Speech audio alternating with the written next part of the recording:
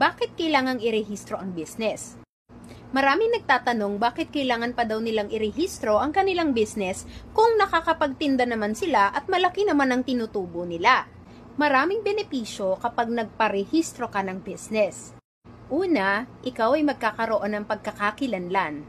Kapag ikaw ay merong registered na company name, maaalala ng mga tao o ng mga customer mo ang iyong pangalan at magkakaroon ka ng brand.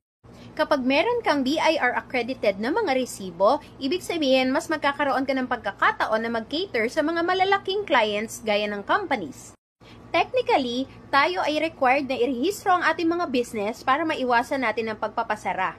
At sa pamamagitan ng pagrerehistro ng ating business, magkakaroon ng trust and confidence ang ating mga customers. Ang pagrerehistro ng business ay protection ng both ng business owner at ng customers. Follow Iza Estenopo for more!